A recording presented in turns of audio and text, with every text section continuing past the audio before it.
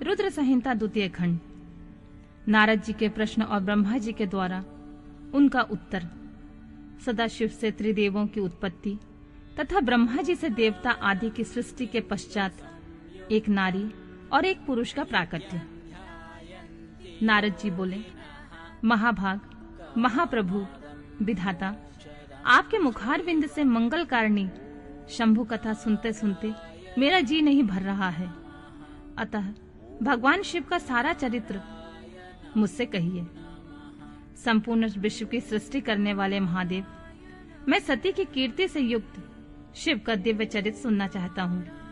शोभाशालिनी सती किस प्रकार दक्ष पत्नी के गर्भ से उत्पन्न हुई, महादेव जी से विवाह का विचार कैसे किया, पूर्व काल में दक्ष के प्रति रोष होने के कारण सती ने अपने शरीर को त्याग कैसे किया, चेतना अवकाश प्राप्त होकर वे फिर हिमालय की कन्या कैसे हुई, पार्वती ने किस प्रकार उग्र तपस्या की और कैसे उनका विवाह हुआ, कामदेव का नाश करने वाले भगवान शंकर के आधे शरीर में वे किस प्रकार स्थान पा सकी।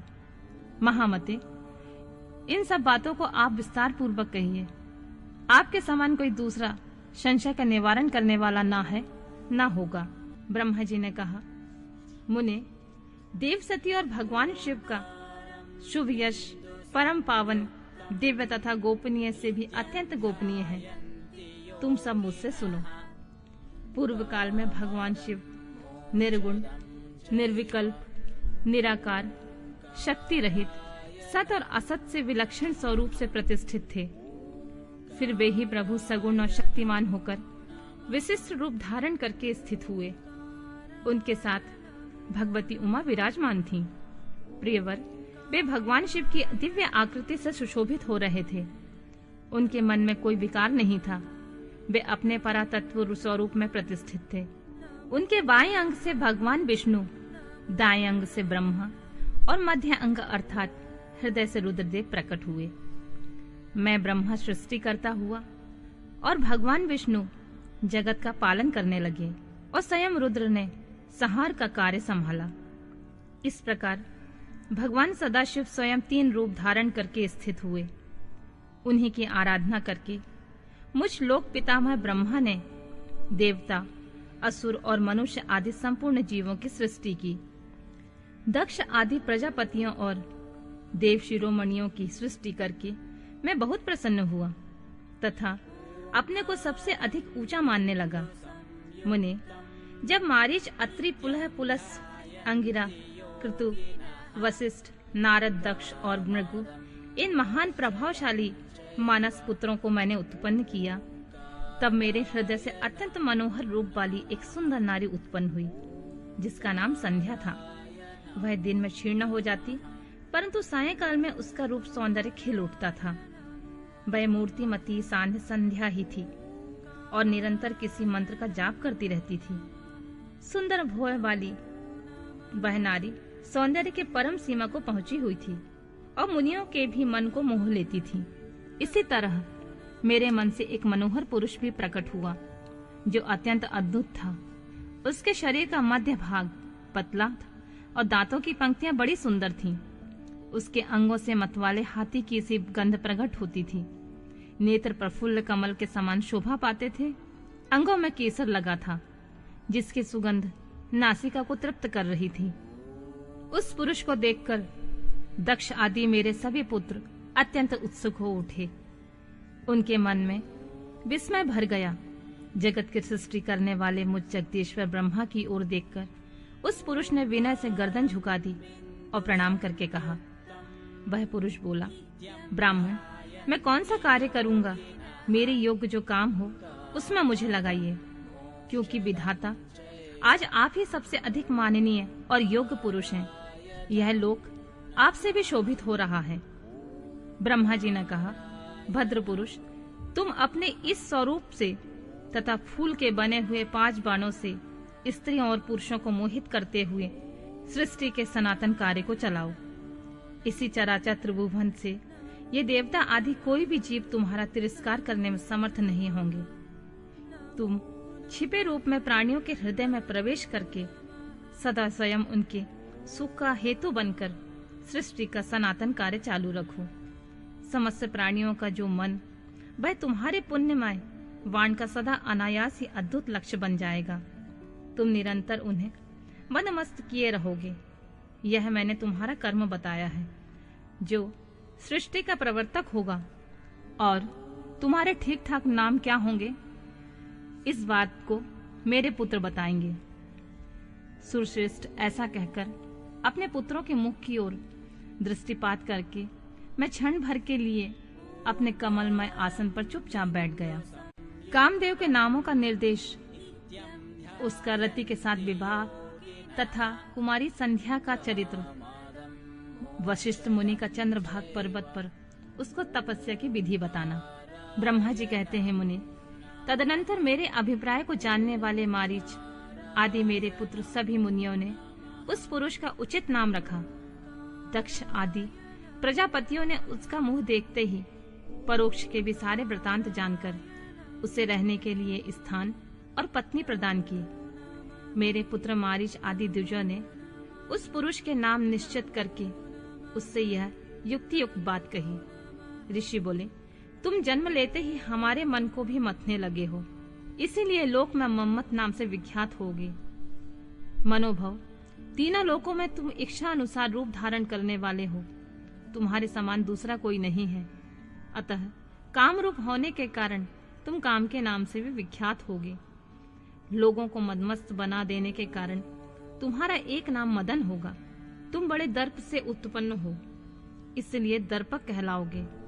और सदर्प होने के कारण जगत में कंदर्प नाम से तुम्हारी ख्याति होगी।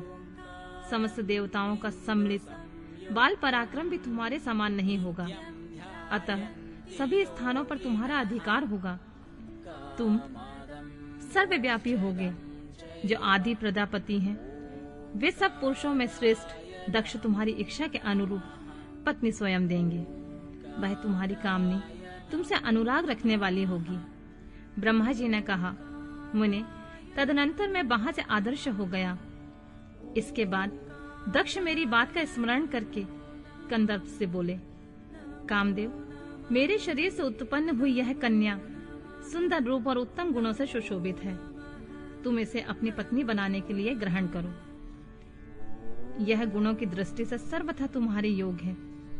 मां तेजस्वी मनोभव, यह सदा तुम्हारे साथ रहने वाली तथा तुम्हारी रुचि के अनुसार चलने वाली होगी।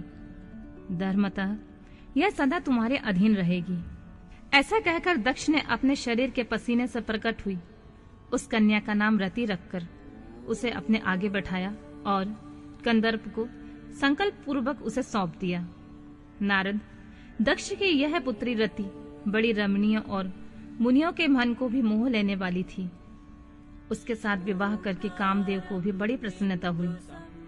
अपनी रति नामक सुंदरी स्त्री को देखकर उसके हाव भाव आदि से अनुरंजित हो कामदेव मोहित हो गया। तात उस समय बड़ा भारी उत्सव होने लगा, जो सबके सुख को बढ़ाने वाला था। प्रजापति दक्ष इस बात को सोचकर बड़े प्रसन्न थे कि मेरी पुत्री इस विवाह से सुखी है। कामदेव को भी बड़ा सुख मिला, उसके सारे दुख दूर हो गए। दक्ष कन्या रति भी कामदेव को पाकर बड़ी प्रसन्न हुई। जैसे संध्या काल में मनोहारिणी विद्युन माला के साथ मेघ शोभा पाता है, उसी प्रकार रति के साथ प्रिय वचन बोलने वाला महादेव बड़ी शोभा पा रहा था।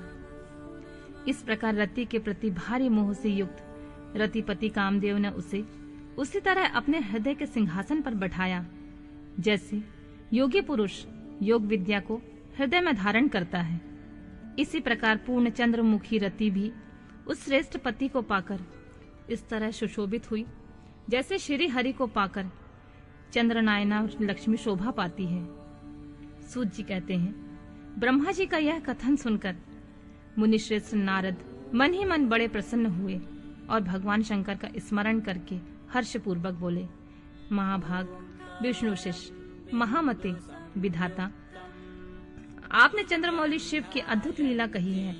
अब मैं यह जानना चाहता हूँ कि विवाह के पश्चात जब कामदेव प्रसन्नता पूर्वक अपने स्थान को चला गया, दक्ष भी अपने घर को पधारे, तथा आप और आपके मानस पुत्र भी अपने अपने धाम को चले गए, तब पितरों को उत्पन्न करने वाली ब्रह्म कुमारी संध्या कहाँ गई? उसने क्या किया? किस पुरुष के साथ उसका विवाह हुआ? संध्या का यह सब चरित्र विशेष रूप से बताइए। ब्रह्मा जी ने कहा, मुने, संध्या का यह शुभ चरित्र सुनो, जिसे सुनकर समस्त कामनियां सदा के लिए सती साध्वी हो सकती हैं। वह संध्या जो पहले मेरी मानस पुत्री थी, तपस्या करके शरीर को त्याग कर मुनि श्रेष्ठ मेघातिथि की बुद्धिमती पुत्री होकर उत्तम व्रत का पालन करके उस देवी ने ब्रह्मा विष्णु और महेश्वर के कहने से श्रेष्ठ व्रतधारी महात्मा वशिष्ठ को अपना पति चुना। वह सौम्य स्वरूप देने वाली देवी तथा सबकी वंदनीय और पूजनीय श्रेष्ठ पतिव्रता के रूप में विख्यात हुई। नारद जी ने पूछा, भगवान, संध्या ने कैसे, किस लिए और कहाँ तप किया? किस प्रकार शरीर त्याग कर वह मेघातिथि की पुत्री हुई? ब्रह्मा विष्णु और शिव, इन तीनों देवताओं के बताए हुए श्रेष्ठ व्रतधारी महात्मा वशिष्ठ को उसने किस तरह अपना पति बनाया? पितामह, यह सब मैं विस्तार के साथ सुनना चाहता हूँ। अरुंधति के इस कौतूहल पूर्ण चरित्र को आप यथार्थ रूप में वर्णन कीजिए। ब्रह्मा जी ने कहा, मुने, संध्या के मन में एक बार सकाम भाव आ गया था। इसलिए उस साध्वी ने निश्चय किया कि वैदिक मार्ग के अनुसार मैं अग्नि में अपने इस शरीर की आहुति दे दूंगी। आज से इस भूतल पर कोई भी देहधारी उत्पन्न होते ही काम भाव से युक्त ना हो। इसके लिए मैं कठोर तपस्या करके मर्यादा स्थापित करूंगी। तरुणावस्था से किसी पर भी काम का प्रभाव नहीं पड़ेगा, ऐसी सीमा निर्धारित करूंगी। इसके बाद इस जीवन को त्याग दूंगी। मन ही मन ऐसा विचार करके संध्या चंद्रभागा नामक उस श्रेष्ठ पर्वत पर चली गई, जहां से चंद्रभागा नदी का प्रादुर्भाव हुआ।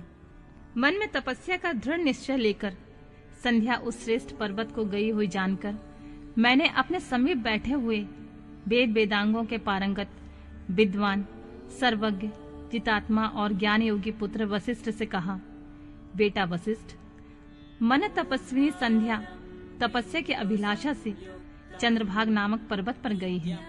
तुम जाओ और उसे विधि पूर्वक दीक्षा दो। तात, वह तपस्या के भाव को नहीं जानती है, इसलिए जिस तरह तुम्हारे यथोचित उपदेश से उसे अभीष्ट लक्ष्य की प्राप्ति हो सके, वैसा प्रयत्न करो।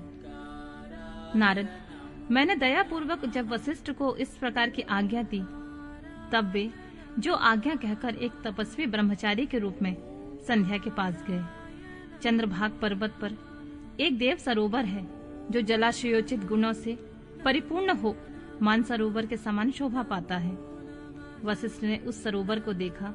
उसके तट पर बैठी हुई संध्या पर भी दृष्टिपात किया। कमलों से प्रकाशित होने वाला वह सरोवर तट पर बैठी हुई संध्या से उपलक्षित हो उसी तरह सुशोभित हो रहा था, जैसे प्रदोष काल में उदित चंद्रमा और नक्षत्रों से युक्त आकाश शोभा पाता है।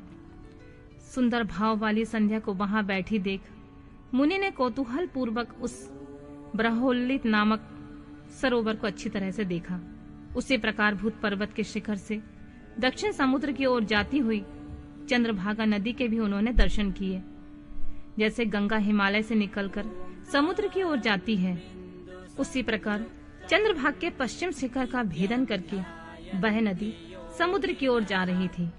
उस चंद्रभाग पर्वत पर ब्रह्मलोहित सरोवर के किनारे बैठी हुई संध्या को देखकर वशिष्ठ जी ने आदर पूर्वक कहा, भद्रे, तुम इस निर्जन पर्वत पर किस लिए आई हो? किसकी पुत्री हो? तुमने यहाँ क्या करने का विचार किया है? यह सब मैं सुनना चाहता हूँ। यदि छिपाने योग्य बात ना हो तो बताओ। महात्मा वशिष्ठ की यह बात सुनकर संध्या ने उन महात्मा की ओर देखा। वे अपने तेज से प्रज्वलित अग्नि के समान प्रकाशित हो रहे थे। उन्हें देखकर ऐसा जान पड़ता था मानो ब्रह्मचर्य देह धारण करके आ गया हो। वे मस्तक पर जटा धारण किए हुए बड़ी शोभा पा रहे थे। संध्या ने उन तपोधन को आदर पूर्वक प्रणाम करके कहा, ब्राह्मण, मैं ब्रह्मा जी की पुत्री हूँ। मेरा नाम संध्या है। मैं तपस्या करने के लिए इस निर्जन पर्वत पर आई हूँ। यदि मुझे उपदेश देना आपको उचित जान पड़े तो मुझे तपस्या की विधि बताइए। मैं यही करना चाहती हूँ। दूसरी कोई भी गोपनीय बात नहीं है। मैं तपस्या के भाव को, उसके करने के नियम को बिना जाने ही तपोवन में आ गई हूँ। इसलिए चिंता से सूखी जा रही हूँ और मेरा हृदय कांपता है। संध्या की बात सुनकर ब्रह्म वेताओं में श्रेष्ठ वशिष्ठ जी ने, जो स्वयं सारे कार्यों के ज्ञाता हैं, उससे दूसरी कोई बात नहीं पूछी। वह मन ही मन तपस्या का निश्चय कर चुकी थी और उसके लिए अत्यंत उद्यमशील थी। उस समय वशिष्ठ ने मन में भक्त वत्सल भगवान शिव का स्मरण करके उसे इस प्रकार कहा। बोले, शुभानने, जो सबसे महान और उत्कृष्ट तेज है, जो उत्तम और महान तप है तथा जो सबके परम आराध्य परमात्मा है, उन भगवान शंभु को तुम हृदय में धारण करो, जो अकेले ही धर्म, अर्थ, काम और मोक्ष आदि के आदिकारक हैं और त्रिलोकी के आदि दृष्टा अद्वितीय पुरुषोत्तम शिव का भजन करो।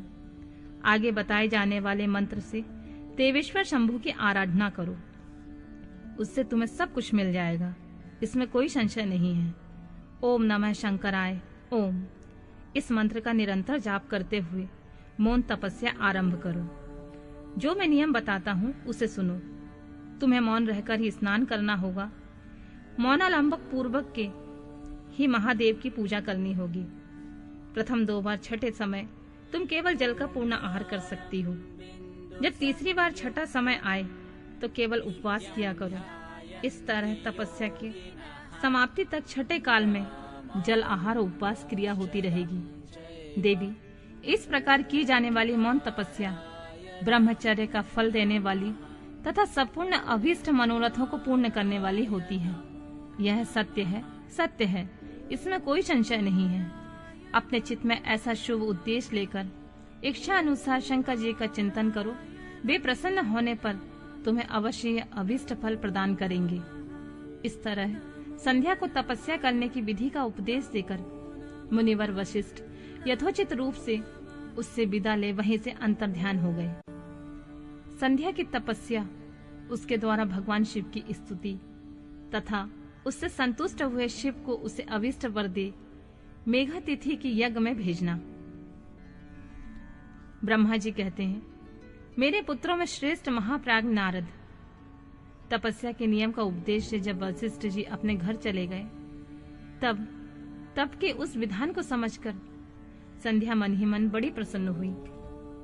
फिर तो वह सानंद मन से तपस्विनी के योग वेश बनाकर ब्रह्मोल्लोहित सरोवर के तट पर तपस्या करने लगी।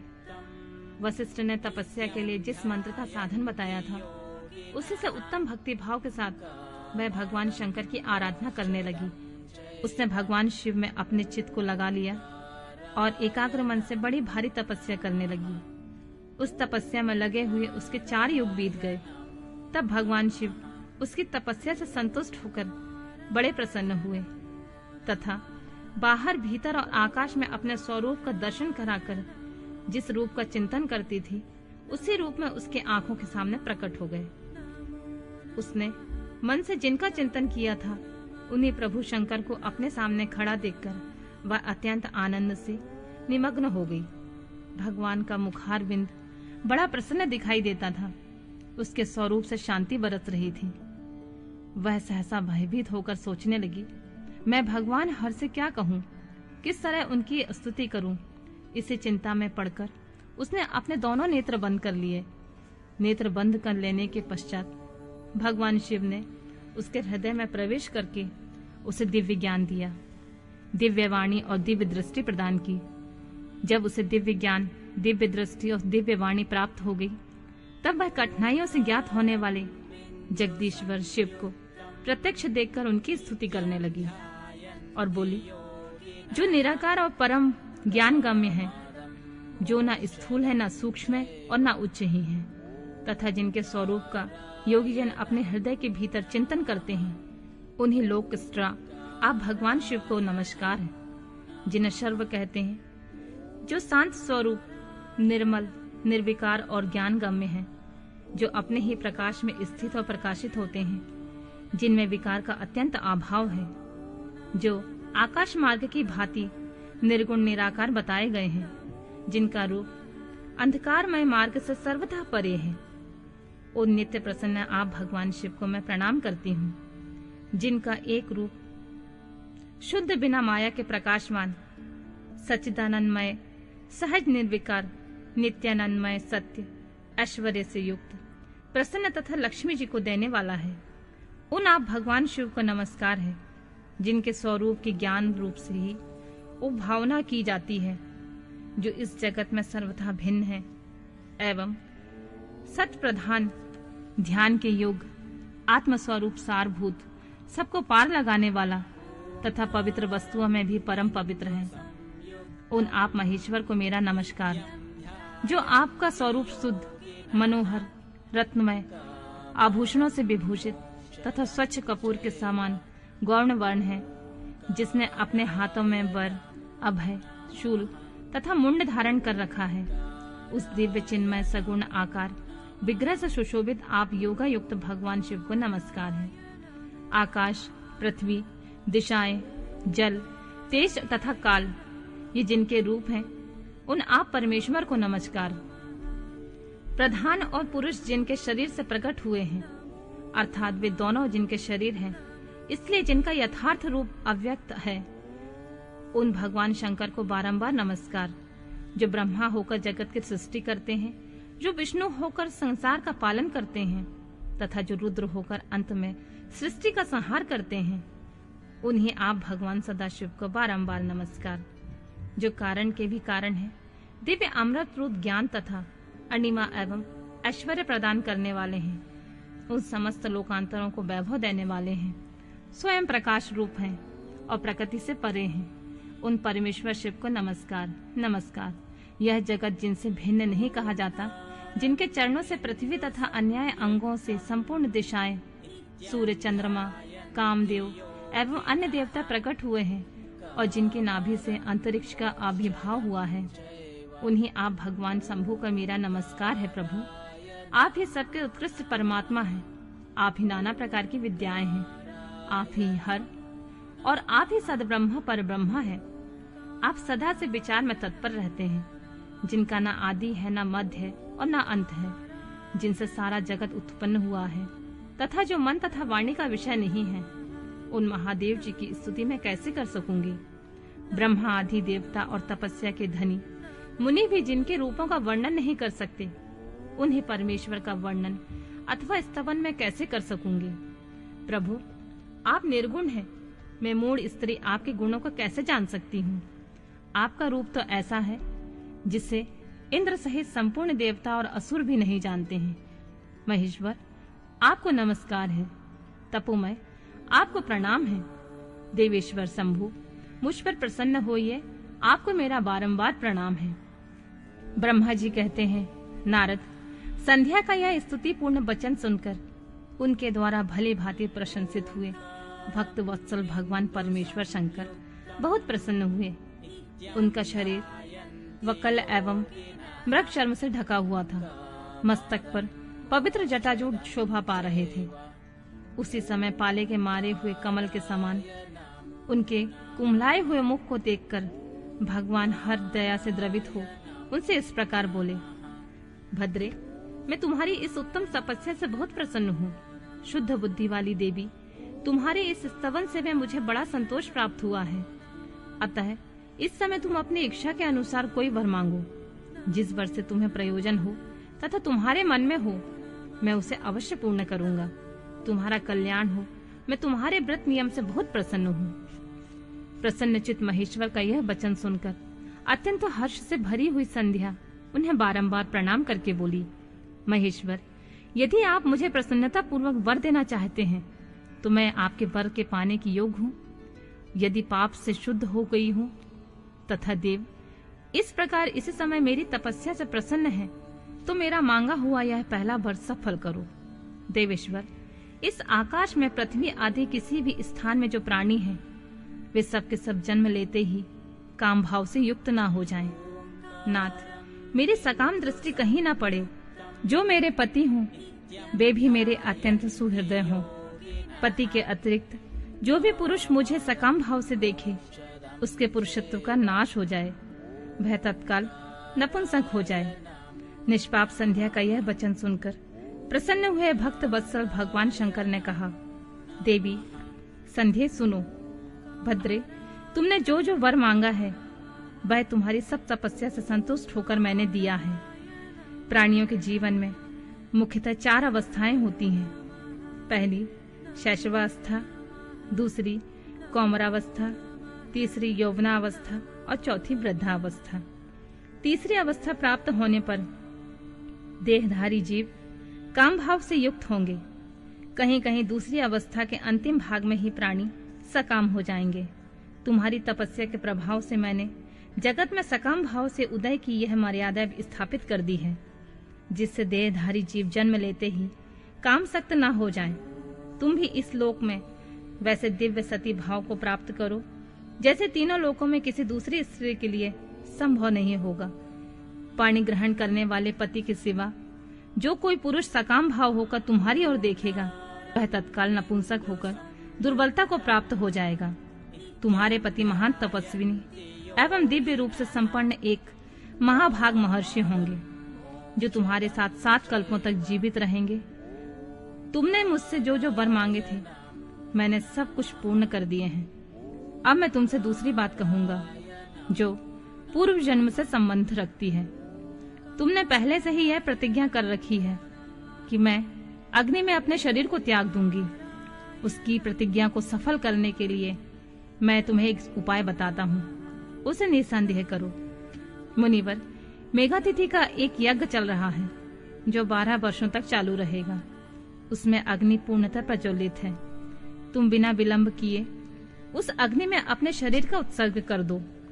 इसी पर्वत की उपत्यकाल में चंद्रभागा नदी के तट पर तापसा आश्रम में से मुनिवर मेघातिथि यज्ञ का अनुष्ठान करते हैं। तुम स्वच्छंदता पूर्वक वहां जाओ। मुनि तुम्हें वहां नहीं देख सकेंगे। मेरी कृपा से तुम मुनि की अग्नि में प्रकट हुई पुत्री हो जाओगी। तुम्हारे मन में जिस किसी स्वामी को प्राप्त करने की इच्छा हो उसे हृदय में धारण करके उसी का चिंतन करते हुए तुम अपने शरीर को उस यज्ञ की अग्नि में होम दो।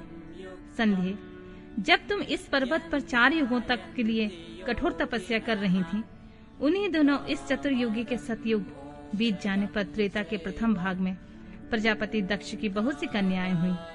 उन्होंने अपनी इन सुशीला कन्याओं का यथायोग वरों के साथ विवाह कर दिया।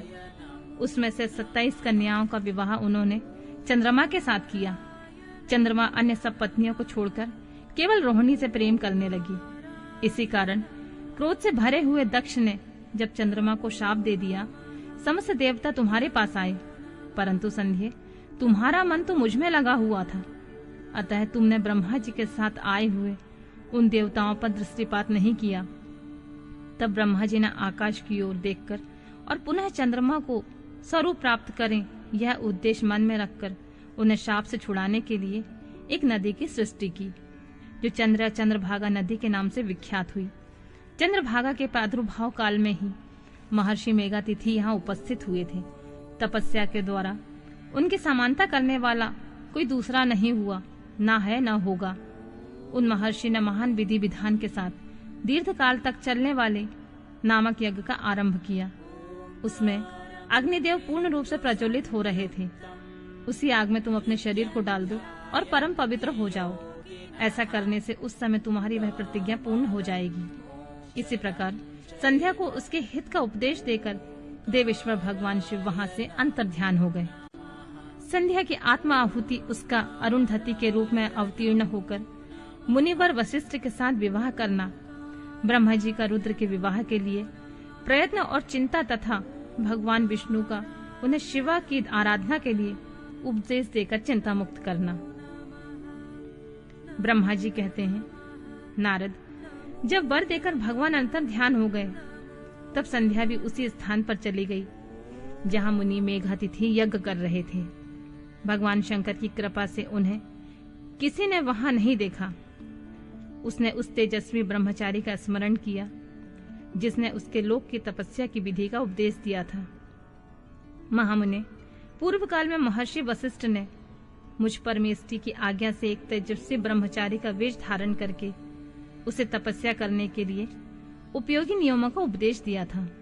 संध्या अपने को तपस्या का उपदेश देने वाले उन्हीं ब्रह्मचारी ब्राह्मण वशिष्ठ को पति रूप से मन में रखकर उस महायज्ञ में प्रज्वलित अग्नि के समीप गई। उस समय भगवान शंकर की कृपा से मुनियों ने उसे नहीं देखा। ब्रह्मा जी की वह पुत्री बड़े हर्ष के साथ उस अग्नि में प्रविष्ट हो गई। उसका पुरोडाशमय शरीर तत्काल दग्ध हो गया। उसके पुरोडाश की अभिलक्षित गंध सब ओर फैल गई। अग्नि ने भगवान शंकर की आज्ञा से उसके सुवर्ण जैसे शरीर को जलाकर शुद्ध करके उसे पुनः वायुमंडल में पहुंचा दिया। तब सूर्य ने पितरों और देवताओं की तृप्ति के लिए उसे 2 भागों में विभक्त करके अपने रथ में स्थापित किया। मुनीश्वर, उसके शरीर का ऊपरी भाग प्रातः संध्या हुआ, जिस दिन और रात के बीच में पड़ने वाली आदि संध्या है, तथा उसके शरीर का शेष भाग संध्या काल हुआ, जो दिन और रात के मध्य होने वाली अंतिम संध्या है। सायं संध्या सदा ही पितरों को प्रसन्नता प्रदान करने वाली होती है। सूर्योदय से पहले जब अरुणोदय होता है, प्राची के क्षितिज में लाली छा जाती, तो प्रातः संध्या प्रकट होती है, जो देवताओं को प्रसन्न करने वाली होती है। जब लाल कमल के समान सूर्य अस्त हो जाते हैं, उसी समय सदा सांध्य संध्या का उदय होता है, जो पितरों को आनंद प्रदान करने वाली होती है। परम दयालु भगवान शिव ने उसके मन सहित प्राणों को दिव्य शरीर से युक्त देहधारी बना दिया। जब मुनि की यज्ञ की समाप्ति का अवसर आया, तब वह अग्नि के ज्वाला में महर्षि मेघातिथि को तपाए हुए सुवर्ण की सी कांति वाले पुत्री के रूप में प्राप्त हुई। मुनि ने बड़े आमोद के साथ उस समय उस पुत्री को ग्रहण किया। मुनि उन्होंने यज्ञ के लिए उसे नहलाकर अपनी गोद में बिठा लिया। शिष्यों से घिरे हुए महामुनि मेघातिथि को वहां बड़ा आनंद प्राप्त हुआ। उन्होंने उसका नाम अरुंधति रखा। वह किसी भी कारण से धर्म का अवरोध नहीं करती थी, अतः उसी गुण के कारण उन्होंने स्वयं त्रिभुवन विख्यात नाम से प्राप्त किया। महर्षि यज्ञ को समाप्त करके कृतकृत्य होवे मुनि पुत्री की प्राप्ति होने से बहुत प्रसन्न थे। अपने शिष्यों के साथ आश्रम में रहकर सदा उसी का लालन पालन करते थे। देवी अरुंधति चंद्रभागा नदी के तट पर तापसारायण के भीतर मुनिवर मेघातिथि के उस आश्रम में धीरे धीरे बड़ी होने लगी। जब वह विवाह के योग हो गई, तब मैंने विष्णु तथा महेश्वर से मिलकर मुझ ब्रह्मा के पुत्र वशिष्ठ के साथ उसका विवाह करा दिया। ब्रह्मा, विष्णु तथा महेश के हाथों से निकले हुए जल से क्षिप्रा आदि 7 परम नदियां उत्पन्न हुई। मुने मेघातिथि की पुत्री महासाध्वी अरुंधति समस्त पवित्राओं में श्रेष्ठ थी, समस्त पतिव्रताओं में श्रेष्ठ थी। वह महर्षि वशिष्ठ को पति के रूप में पाकर उनके साथ बड़ी शोभा पाने लगी। उससे शक्ति आदि शुभ तथा श्रेष्ठ पुत्र उत्पन्न हुए। मुनि श्रेष्ठ वह प्रियतम पति वशिष्ठ को पाकर विशेष शोभा पाने लगी। मुनि शिरोमणि, इस प्रकार मैंने तुम्हारे समक्ष संध्या के पवित्र चरित्र का वर्णन किया, जो समस्त कामनाओं के फलों को देने वाला परम पावन और दिव्य है। जो स्त्री या शुभ व्रत का आचरण करने वाला पुरुष इस प्रसंग को सुनता है, वह संपूर्ण कामनाओं को प्राप्त कर लेता है, अथवा विचार करने की आवश्यकता नहीं होती। प्रजापति ब्रह्मा की यह बात सुनकर नारद जी का मन बहुत प्रसन्न हो गया और वे बोले, ब्राह्मण, आपने अरुंधति की पूर्व जन्म में उस स्वरूप भूता संध्या की बड़ी दिव्य कथा सुनाई है, जो शिव भक्ति की वृद्धि करने वाली है। धर्मज्ञ, अब आप भगवान शिव के उस परम पवित्र चरित्र का वर्णन कीजिए, जो दूसरों के पापों का विनाश करने वाला उत्तम तथा मंगलदायक है। जब कामदेव रति से विवाह करके हर्ष पूर्वक चला गया, दक्ष आदि अन्य मुनि भी जब अपने अपने स्थान को पधारे और जब संध्या तपस्या करने के लिए चली गई, उसके बाद क्या हुआ? ब्रह्मा जी ने कहा, प्रियवन नारद, तुम धन्य हो, भगवान शिव के सेवक हो। अतः शिव की लीला से युक्त जो उसका शुभ चरित्र है, उसे भक्ति पूर्वक सुनो। तात, पूर्व काल में एक बार जब मैं मुंह में पड़ गया और भगवान शंकर ने मेरा उपहास किया, तब मुझे बड़ा क्षोभ हुआ। वस्तुतः शिव की माया ने मुझे मोह लिया था, इसलिए मैं भगवान शिव के प्रति ईर्ष्या करने लगा था। किस प्रकार सो बताता हूँ, सुनो। मैं उस स्थान पर गया जहाँ दक्षराज मुनि उपस्थित थे। वहीं रति के साथ कामदेव भी था। नारद, उस समय मैंने बड़ी प्रसन्नता के साथ दक्ष तथा दूसरे पुत्रों को संबोधित करके वार्तालाप आरंभ किया। उस वार्तालाप के समय मैं शिव के माया से पूर्णतः मोहित था। अतः मैंने कहा, पुत्रों, तुम्हें ऐसा प्रयत्न करना चाहिए जिससे महादेव जी किसी कामनीय कांति वाली स्त्री का परिग्रहण करें। इसके बाद मैंने भगवान शिव को मोहित करने का भार रति सहित कामदेव को सौंपा। कामदेव ने मेरी आज्ञा मानकर कहा, प्रभु, सुंदर स्त्री ही मेरा अस्त्र है, अतः शिव जी को मोहित करने के लिए किसी नारी की सृष्टि कीजिए। यह सुनकर मैं चिंता में पड़ गया और लंबी सांस खींचने लगा। मेरे उस निश्वास से राशि राशि पुष्पों से विभूषित बसंत का प्रादुर्भाव हुआ। बसंत और मलयानिल ये दोनों मदन के सहायक हुए। उनके साथ जाकर कामदेव ने वामदेव को मोहने का बारंबार चेष्टा की, परंतु उन्हें सफलता नहीं मिली। जब वे निराश होकर लौट आया तब उसकी बात सुनकर मुझे बड़ा दुख हुआ। उस समय मेरे मुख से जो निस्सहाय वायु चल रही थी उससे मारगणों की उत्पत्ति हुई। उन्हें मदन की सहायता के लिए आदेश देकर मैंने पुनः उन सबको शिव जी के पास भेजा, परंतु महान प्रयत्न करने पर भी वे भगवान शिव को मोह में न डाल सके। काम सपरिवार लौट आया और मुझे प्रणाम करके अपने स्थान को चला गया। उसके चले जाने पर मैं मन ही मन सोचने लगा, निर्विकार तथा मन को वश में रखने वाले योग परायण भगवान शंकर किसी स्त्री को अपनी सहधर्मिणी बनाना कैसे स्वीकार करेंगे।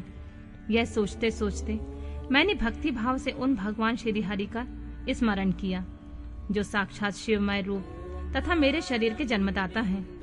मैंने दीन वचनों से युक्त शुभ स्तोत्रों द्वारा उनकी स्तुति की। उस स्तुति को सुनकर भगवान शीघ्र मेरे सामने प्रकट हो गए। उनकी 4 भुजाएं शोभा पाती थी, नेत्र प्रफुल्ल कमल के समान थे। उन्होंने हाथों में शंख चक्र गदा और पद्य ले रखे थे। उनके श्याम शरीर पर पीतांबर की बड़ी शोभा हो रही थी। वे भगवान श्री हरि भक्त प्रिय हैं, अपने भक्त उन्हें बहुत प्यारे हैं। सबके उत्तम शरण दाता उन श्री हरि को उस रूप में देखकर मेरे नेत्रों से प्रेम की धारा बहने लगी और मैं गदगद कंठ से बारंबार उनकी स्तुति करने लगा। मेरे उस स्तोत्र को सुनकर अपने भक्तों के दुख को दूर करने वाले भगवान विष्णु बहुत प्रसन्न हुए। शरण में आए हुए मुझ ब्रह्मा से बोले, महाप्राज्ञ विधाता, लोक दृष्टा ब्राह्मण, तुम धन्य हो। बताओ, तुमने किस लिए आज मेरा स्मरण किया है? किस निमित्त से तुम्हारी स्तुति की जा रही है? तुम पर कौन सा महान दुख आ पड़ा है? उसे मेरे सामने इस विषय में कुछ कहो, मैं सारा दुख मिटा दूंगा। इस विषय में कोई संदेह अथवा विचार नहीं करना चाहिए। तब ब्रह्मा जी ने सारा प्रसंग सुनाया। कहा, केशव, यदि भगवान शिव किसी तरह पत्नी को ग्रहण कर ले तो मैं सुखी हो जाऊंगा। मेरे अंतःकरण का सारा दुख दूर हो जाएगा। इसी के लिए मैं आपकी शरण में आया हूँ। मेरी बात सुनकर भगवान मधुसूदन हंस पड़े और मुझ लोक दृष्टा ब्रह्मा का हर्ष बढ़ाते हुए मुझसे शीघ्र ही यूं बोले, विधाता, तुम मेरा वचन सुनो। यह तुम्हारे भ्रम का निवारण करने वाला है। मेरा वचन ही वेद शास्त्र आदि का वास्तविक सिद्धांत है। शिव ही सबके कर्ता धर्ता और हर्ता हैं। वे ही परात्पर हैं, पर ब्रह्मा, परेश, निर्गुण, नित्य, निर्विकार, अद्वितीय, अच्युत, अनंत, सबका अंत करने वाले स्वामी और सर्वव्यापी परमात्मा एवं परमेश्वर हैं। सृष्टि पालन के संहार के कर्ता, तीनों गुणों से आश्रम देने वाले व्यापक ब्रह्मा, विष्णु और महेश के नाम से प्रसिद्ध रजोगुण, सत्व गुण तथा तमोगुण से परे माया से ही भेद युक्त प्रतीत होने वाले निरीह, माया रहित माया के स्वामी या प्रेरक, चतुर सगुण स्वतंत्र आत्मा आनंद स्वरूप, निर्विकल्प आत्माराम, निद्वंद, भक्ति परवश, सुंदर विग्रह से सुशोभित योगी, नित्य योग परायण, योग मार्गदर्शक, गर्वहारी, लोकेश्वर तथा सदा दीन वत्सल हैं। तुम उन्हीं की शरण में जाओ।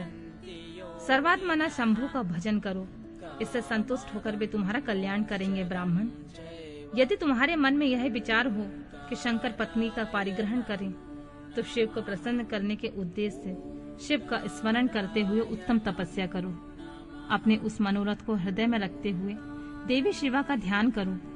वे देवेश्वरी यदि प्रसन्न हो जाएं, तो सारा कार्य सिद्ध कर देंगी। यदि शिवा सब गुण रूप से अवतार ग्रहण करके इस लोक में किसी की पुत्री हो, मानव शरीर ग्रहण करें, तो निश्चित ही महादेव की पत्नी हो सकती हैं। ब्राह्मण, तुम दक्ष को आज्ञा दो, वे भगवान शिव के लिए पत्नी का उत्पादन करके निमित्त स्वतः भक्ति भाव से प्रयत्न पूर्वक तपस्या करें। तात, शिवा और शिव दोनों के भक्तों के अधीन जानना चाहिए। वे निर्गुण पर ब्रह्म स्वरूप होते हुए स्वेच्छा से सगुण हो जाते हैं। विधे, भगवान शिव की इच्छा से प्रकट हुए हम दोनों ने जब उनसे प्रार्थना की थी, तब पूर्व काल में भगवान शंकर ने जो बात कही थी उसे याद करो। ब्राह्मण, अपनी शक्ति से सुंदर लीला विहार करने वाले निर्गुण शिव ने स्वेच्छा से सगुण होकर मुझको और तुमको प्रकट करने के पश्चात तुम्हें तो सृष्टि कार्य करने का आदेश दिया और उमा सहित उन अविनाशी सृष्टिकर्ता प्रभु ने मुझे उस सृष्टि का पालन करने का कार्य सौंपा। फिर नाना लीला विशारद उन्हें दयालु स्वामी ने हंसकर आकाश की ओर देखते हुए बड़े प्रेम से कहा, विष्णु, मेरा उत्कृष्ट रूप इन विधाता के अंग से इस लोक में प्रकट होगा, जिसका नाम रुद्र होगा। रुद्र का रूप ऐसा होगा जैसा मेरा है, वह मेरा पूर्ण रूप होगा। तुम दोनों को सदा उसकी पूजा करनी चाहिए। वह तुम दोनों के संपूर्ण मनोरथों की सिद्धि करने वाला होगा। वही जगत का प्रलय करने वाला होगा। वह समस्त गुणों से दृष्टा, निर्विकेश एवं उत्तम योग का पालक होगा। यद्यपि तीनों देवता मेरे ही रूप हैं, तथापि विशेषतः रुद्र मेरा पूर्ण रूप होगा। पुत्रों, देवी उमा के 3 रूप होंगे। एक रूप का नाम लक्ष्मी होगा, जो श्री हरि की पत्नी होंगी। दूसरा रूप ब्रह्म पत्नी सरस्वती। तीसरा रूप सती के नाम से प्रसिद्ध होगा। सती उमा का पूर्ण रूप होंगी। वे ही भावी रुद्र की पत्नी होंगी। ऐसा कहकर भगवान महेश्वर हम पर कृपा करने के पश्चात वहां से अंतर ध्यान हो गए और हम दोनों सुखपूर्वक अपने अपने कार्य में लग गए। रुद्र नाम से अवतीर्ण हुए। वे इस समय कैलाश पर्वत पर निवास करते हैं। प्रजेश्वर, अब शिवा भी सती के नाम से अवतीर्ण होने लगी, अतः तुम्हें उनके उत्पादन के लिए प्रयत्न करना चाहिए। ऐसा कहकर मुझ पर भारी दया करके भगवान विष्णु अंतर ध्यान हो गए और मुझे उनकी बातें सुनकर बड़ा आनंद प्राप्त हुआ। दक्ष की तपस्या और देवी शिवा का उन्हें वरदान देना। नारद जी ने पूछा, पूज्य पिताजी, दृढ़ता पूर्वक उत्तम व्रत का पालन करने वाले दक्ष ने तपस्या करके देवी से कौन सा वर प्राप्त किया तथा वे देवी किस प्रकार दक्ष की कन्या हुई? ब्रह्मा जी ने कहा, नारद, तुम धन्य हो। इन सभी मुनियों के साथ भक्ति पूर्वक इस प्रसंग को सुनो। मेरी आज्ञा पाकर उत्तम बुद्धि वाले महाप्रजापति दक्ष ने क्षीर सागर के उत्तर तट पर स्थित हो देवी जगदम्बिका को पुत्री के रूप में प्राप्त करने की इच्छा से तथा उनके प्रत्यक्ष दर्शन की कामना के लिए उन्हें हृदय मंदिर में विराजमान करके तपस्या प्रारंभ की। दक्ष ने मन को संयम में रखकर दृढ़ता पूर्वक कठोर व्रत का पालन करते हुए सोच संतोष आदि नियम से युक्त हो 3000 दिव्य वर्षों तक तप किया। वे कभी जल पीकर रहते, कभी हवा पीते, कभी सर्वथा उपास करते थे। भोजन के नाम पर कभी सूखे पत्ते भी चबा लेते थे। मुनि श्रेष्ठ नारद तदनंतर यम नियमा आदि से युक्त जगदम्बा की पूजा में लगे हुए दक्ष को देवी शिवा ने प्रत्यक्ष दर्शन दिए। जगत जननी जगदम्बा का प्रत्यक्ष दर्शन पाकर प्रजापति दक्ष ने अपने आप को कृतकृत्य माना। वे कालिका देवी सिंह पर आरूढ़ थी। उनकी अंग कांति श्याम थी, मुख बड़ा ही मनोहर था। वे 4 भुजाओं से युक्त थी, हाथों में वरद अभय नील कमल और खड़ग धारण किए हुए थी। उनकी मूर्ति बड़ी मनोहारिणी थी। नेत्र कुछ कुछ लाल थे, खुले हुए केश सुंदर दिखाई देते थे। उत्तम प्रभा से प्रकाशित होने वाली उस जगदम्बा को भली भांति प्रणाम करके दक्ष ने विचित्र वचन वलियों द्वारा उनकी स्तुति की और कहा, जगदम्बा, महामाये, जगदीश महेश्वरी, आपको मेरा नमस्कार। आपने कृपा करके मुझे अपने स्वरूप का दर्शन कराया है। भगवती आद्य, मुझ पर प्रसन्न होइए। शिव रूपणी प्रसन्न होइए। भक्ति वरदायिनी प्रसन्न होइए। जगत जननी, आपको मेरा नमस्कार है। ब्रह्मा जी कहते हैं, मुने, संयत चित्त वाले दक्ष की इस प्रकार की स्तुति करने पर महेश्वरी शिवा ने स्वयं ही उनके अभिप्राय को जान लिया तो भी दक्ष से इस प्रकार कहा, दक्ष, तुम्हारी इस उत्तम भक्ति से मैं बहुत संतुष्ट हूँ। तुम अपना मनोवांछित फल मांगो। तुम्हारे देने के लिए मुझे कुछ भी अदेय नहीं है। जगदम्बा की यह बात सुनकर प्रजापति दक्ष बहुत प्रसन्न हुए और उन शिवा को बारंबार प्रणाम करते हुए बोले, जगदम्बे, महामाये, यदि आप मुझे वर देने के लिए उद्यत हैं तो मेरी बात सुनिए और प्रसन्नता पूर्वक मेरी इच्छा पूर्ण कीजिए। मेरे स्वामी जो भगवान शिव हैं, वे रुद्र नाम धारण करके ब्रह्मा जी के पूर्ण रूप से अवतीर्ण हुए हैं। वे परमात्मा शिव के पूर्व अवतार हैं, परंतु उनका कोई अवतार नहीं हुआ है। फिर उनकी पत्नी कौन होगी? अतः शिवे, इस भूतल पर अवतीर्ण होकर उन महेश्वर को अपने रूप लावण्य से मोहित कीजिए। देवी, आपके सिवा कोई भी दूसरी स्त्री रुद्रदेव को कभी मोहित नहीं कर सकती, इसलिए आप मेरी पुत्री होकर इस समय महादेव की पत्नी होइए। इस प्रकार सुंदर लीला करके आप हर मोहिनी भगवान शिव को मोहित करने वाली बनिए। देवी, यही मेरे लिए वर है। यह केवल मेरे स्वार्थ की बात हो ऐसा नहीं सोचना चाहिए। इसमें मेरे ही साथ संपूर्ण जगत का भी हित है। ब्रह्मा, विष्णु और शिव से, ब्रह्मा की प्रेरणा से मैं यहाँ आया हूँ।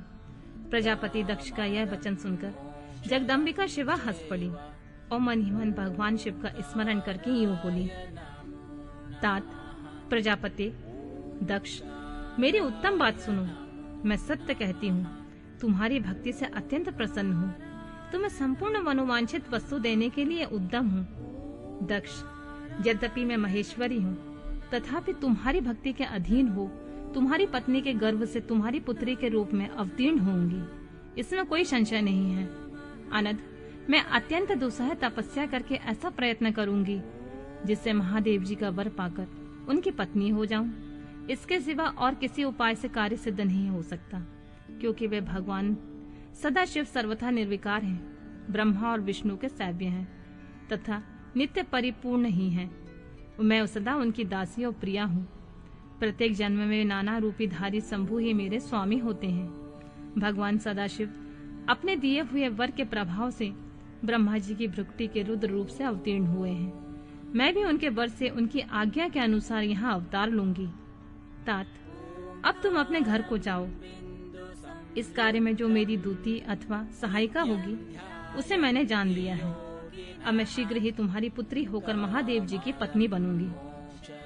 दक्ष से यह उत्तम वचन कहकर मन ही मन शिव की आज्ञा प्राप्त करके देवी शिवा ने शिव के चरणार बिंदों का चिंतन करते हुए फिर कहा, प्रजापति, परंतु मेरा एक प्रण है, उसे तुम्हें सदा अपने मन में रखना चाहिए।